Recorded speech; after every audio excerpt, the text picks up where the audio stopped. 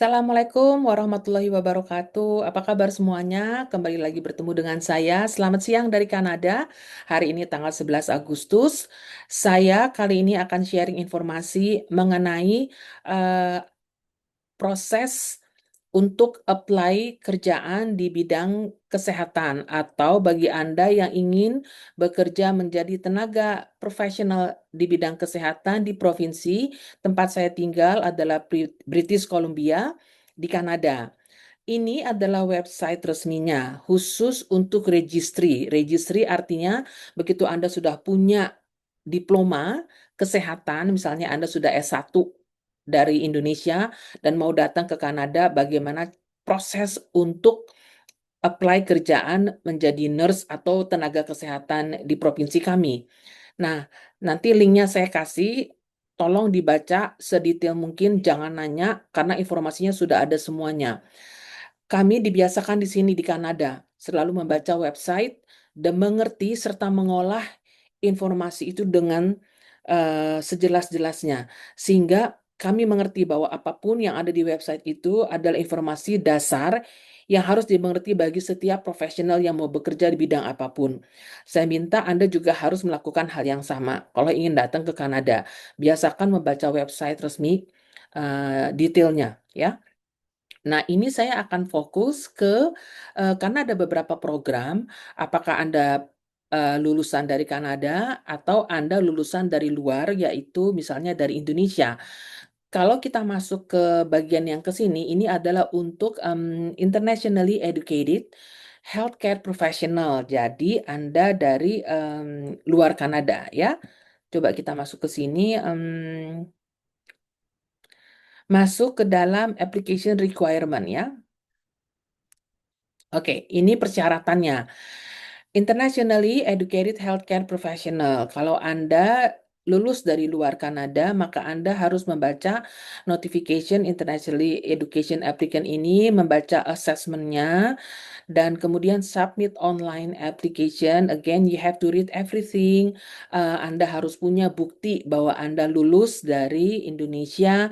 Buktinya itu bisa berupa diplomanya, ijazah, sertifikat, juga transkrip. Transkrip itu harus datang dari institusi resmi dari tempat Anda sekolah.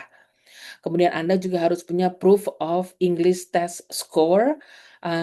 Baca lagi itu providernya siapa aja, mostly itu dari IELTS keterima.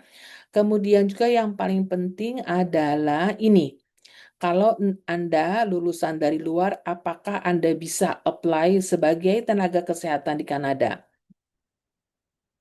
Nah, ini adalah informasi yang paling penting menurut saya, karena ternyata Anda harus memverifikasi bahwa Anda adalah Canadian citizen, permanent residence, atau memiliki valid work permit untuk bekerja di Kanada. Jadi kalau Anda tidak punya hal ini agak sulit, ya. Nah, maka kita harus kembali lagi, tapi kalau Anda punya valid work permit, maka Anda bisa apply. Terus ikutin tadi persyaratan-persyaratan assessment-assessment yang harus dilakukan. Kembali lagi ke arah sini, kalau misalnya, oh ya, satu hal yang saya mau kasih tahu untuk penyetaraannya, Anda bisa baca di sini ya tadi, ini tentang language, ini tentang sertifikasinya. Kalau Anda punya ijazah dari luar Indonesia, Anda harus disetarakan dulu. Institusi yang memberikan penyetaraan adalah BCIT. Ini sekolah yang memberikan servis untuk penyetaraan bagi siapapun yang lulus dari luar Indonesia. Again, you have to read everything. Oke? Jadi mudah-mudahan informasi ini berguna ya. Jadi mohon maaf, tidak ada penempatan kalau Anda tidak memiliki izin kerja. Tidak ada penempatan kalau Anda tidak memiliki status permanent residence. Oke. Nah, kalau Anda mau sekolah di Kanada, berarti Anda harus ambil program namanya HCA atau Healthcare Assistance. Nah, itu ya Anda harus sekolah, datang ke Kanadanya gitu loh, dan masuk ke dalam program-program yang qualified ada di BC. HCA program in BC kan Anda harus baca semuanya, prosesnya seperti apa, persyaratannya seperti apa. SCA adalah entry level banget, entry level untuk berkarir di bidang kesehatan. Saya keterima di program itu beberapa waktu lalu, tetapi karena saya uh, kemudian diterima juga bekerja di pemerintah Provinsi British Columbia sebagai employment consultant, maka saya memilih pekerjaan ini karena saya nggak ada pengalaman bekerja di bidang kesehatan.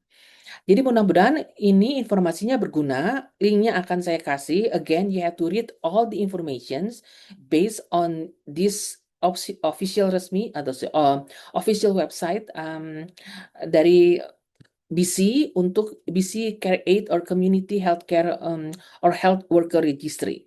Oke, dibaca semuanya dari mulai persyaratannya, assessmentnya, kemudian juga kalau ada news dan Anda bahkan bisa langsung apply dari sini.